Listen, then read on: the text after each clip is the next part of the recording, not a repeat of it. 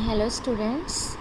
तो एक important questions discuss करते हैं। ये क्वेश्चन जो है यूजीसी नेट में पूछा जाता है, मौर्य साम्राज्य के पतन के क्या कारण थे। जब आप इसका पूरा कंसेप्ट समझोगे तभी आप एमसीक्यू क्वेश्चंस को आसानी से याद कर पाओगे।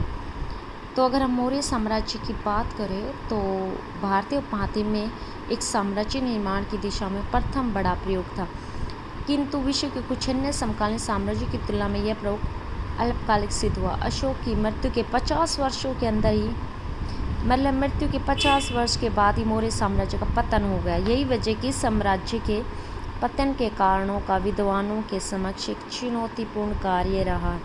अलग अलग विद्वानों ने इसके लिए अलग अलग कारण जिम्मेवार ठहराए हैं। देखिए, अगर सामान्य विस्तार में शासक या आकाशक को ये पुष्टि नहीं करता, सिविल सैन्य को भी लाभ के अनुसार प्रदान करता है। साम्राज्य विस्तार जितना करेंगे उससे सैन्याधिकारियों को भी लाभ होता है, किंतु किसी भी साम्राज्य का सतत विस्तार नहीं हो सकता। एक समय ऐसा आता है जब विस्तार की प्रक्रिया रुक जाती है। साम्राज्य विस्तार के इसके परिणाम अधिकारियों के लाभ के अवसर कम हो जाते हैं और फिर उनके मन में एक प्रतिक्रिया जन्म लेने लगती है। बात मौर्य साम्राज्य पर भी लागू होती है। यानी यहाँ पे इतिहासकार यह कहना चाहते हैं कि साम्राज्य विस्तार की भी एक सीमा होती है। इतना ज़्यादा अशोक के समय साम्राज्य का विस्तार हो चुका था कि अब विस्तार हो चुका था कि उससे ज़्यादा विस्तार नहीं हो सकता था। साम्राज्य विस्तार की प्रक्रिया रुक गई थी। फिर और आगे देखिए तो साम्राज्य विस्तार की जो प्रक्रिया है वो रुक जाती है। दूसरा, वंशानुगत राज्य व्यवस्था में योग्य शासकों की उपस्थिति आवश्यक होती है। देखो, वंश राजा का बेटा राजा बनेगा तो यही कह रहे हैं, उसको वंशानुगत राज्य व्यवस्था कहते हैं कि योग्य शासक होगा तभी वो क्या है, साम्राज्य का विस्तार होता रहेगा, साम्राज्य अच्छे से चलेगा। किंतु जैसा कि हम जानते हैं अशोक के उत्तराधिकारी योग्य नहीं थे, वे परिस्थितियों के अनुकूल नीति नहीं अपना पाए, अतः साम्राज्य का पतन हो गया। जो दूरवर्ती क्षेत्र संतृप्त हो गए। फिर मुख्य क्षेत्र भी दो भागों में बैठ गया। पूर्व में दशरथ केंद्र कहते हैं सरकार, वहीं उज्जैन में पूर्व में दशरथ और उज्जैन में संप्रति शासन करता था। तो यानी ये कह रहे हैं इतिहासकार कि योग्य शासकों की उपस्थिति थी। तीसरा है, एक वृहद संचालित मजबूत आर्थिक आधार की आवश्यकता होती है। साम्राज्य के द्वारा एक कर व्यवस्था के माध्यम से विभिन्न क्षेत्रों से अधिशेष का दोहन किया जाता था, किंतु इसके परिणाम स्थानीय स्तर पर लोगों के द्वारा कर का बोझ महसूस किया जाता था। उनके मन में असंतोष था। अतः जिस समय साम्राज्य की पकड़ कमजोर होती है, क्षेत्रीय स्तर पर विद्रोह शुरू हो जाता है। मौर्य काल में भी ऐसे विद्रोह होते रहे थे, जैसा कि हमें सूचना मिलती। बिंदुसार के समय तक्षशिला में 2 विद्रोह हुए थे। इंपॉर्टेंट क्वेश्चन है ये, एमसीक्यू क्वेश्चंस में पूछा गया कि बिंदुसार के समय तक्षशिला में किसानों ने विद्रोह किया था, कर नहीं देना चाहते थे, और अशोक तक्षशिला में उस विद्रोह को दबाने के लिए गए थे। आप देखिए, विशेष कारण की बात करते वो तो सामान्य थे कि अशोक की मृत्यु के बाद योग्य शासक नहीं हुए, साम्राज्य विस्तार की प्रक्रिया रुक गई और आर्थिक आधार की जरूरत थी। और जब साम्राज्य कमज़ोर होता है तो क्षेत्रीय शक्तियाँ ज़्यादा शक्तिशाली हो जाती हैं। मौर्यों के अंतर्गत व्यावसायिक नौकरशाही का विकास नहीं हो सका था। और आगे देखते हैं, जो मौर्यों के समय राजनीतिक परेशानी व्यवस्था की स्थिति उत्पन्न हो गई थी, क्योंकि तेजी से शासक बदलने लगे, फिर शासकों के अधिकारीगण भी बदल जाते थे। इस प्रकार मौर्य यह भी एक कारण था।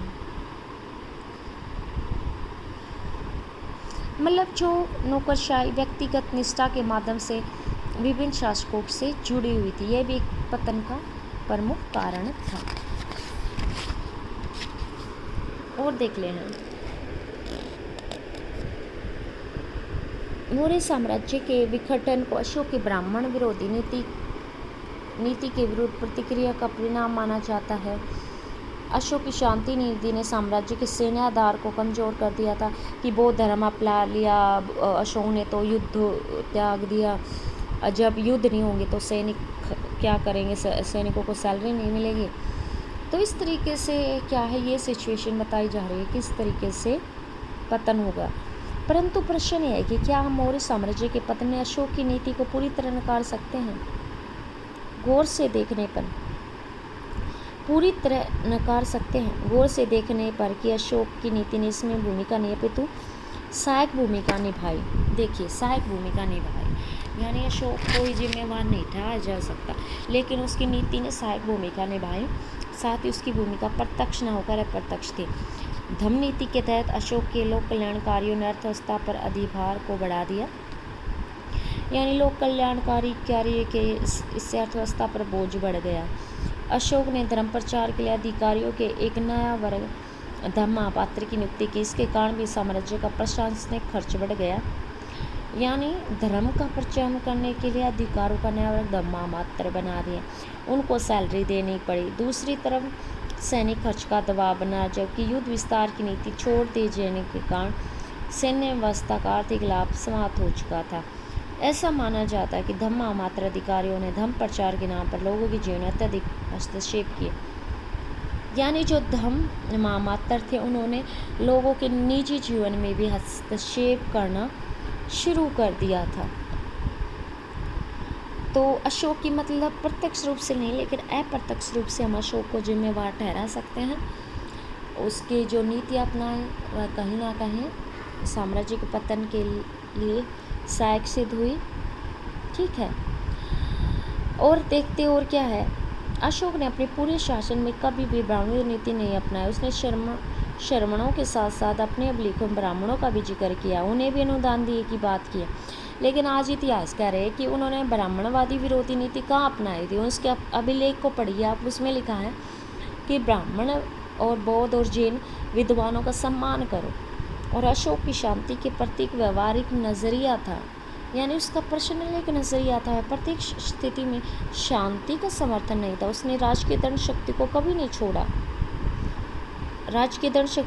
नहीं छोड़ा, उसने मृत्युदंड को समाप्त नहीं किया, उसने अपनी सेनाओं को भंग नहीं किया, नहीं उसने अपने उत्तराधिकारी को सैन्य शक्ति के प्रयोग की मनाही दी।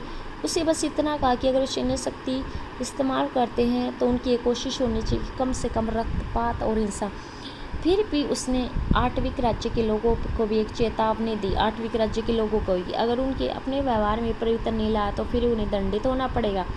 अतः ऐसा मानना कि अशोक की शांति की नीति ने साम्राज्य के सैन्य ढांचे को कमजोर कर दिया उचित प्रतीत नहीं होता। उसी प्रकार पुष्यमित्र की राज्य क्रांति जैसी अवधारणा में भ्रामक लगती है, क्योंकि घटना एक सैनिक अधिकारी की महत्वाकांक्षा थी। जन सामान्य को इस घटना से कोई लेना देना नहीं था। तो इस प्रकार हमने देखा कि मौर्य साम्राज्य के पतन के लिए अशोक की ब्राह्मण विरोधी नीति, अशोक की शांति नीति को जिम्मेदार ठहराते कि उन्होंने सैन्य शक्ति को कम कर दिया था, युद्धों का त्याग कर दिया था, इससे साम्राज्य का पतन हो गया। और अशोक की भूमिका प्रत्यक्ष डायरेक्ट ना होकर इनडायरेक्ट थी, उसकी नीतियाँ सहायक जरूर बनी थी, लेकिन हम पूरी तरीके से अशोक को ही जिम्मेवार नहीं ठहरा सकते। अब देखिए, अगर हम बात करते हैं मौर्य काल में से संबंधित जो पुरातात्विक साक्ष्य हैं, किंतु मौर्यों के समय सिक्कों में चांदी की मात्रा कम हो जाना आर्थिक उन्नति की ओर संकेत कर रहा है। मौर्य शासक के दूर क्षेत्रों को पर्याप्त आर्थिक तौर नहीं किया जा सकता। मौर्य साम्राज्य की अगर बात करें तो देखो यही था। अब पतन में हमने आज जो मौर्य साम्राज्य के पतन के कारणों में हमने अशोक की नीतियों की चर्चा की कि अशोक कहाँ तक जिम्मेवार था।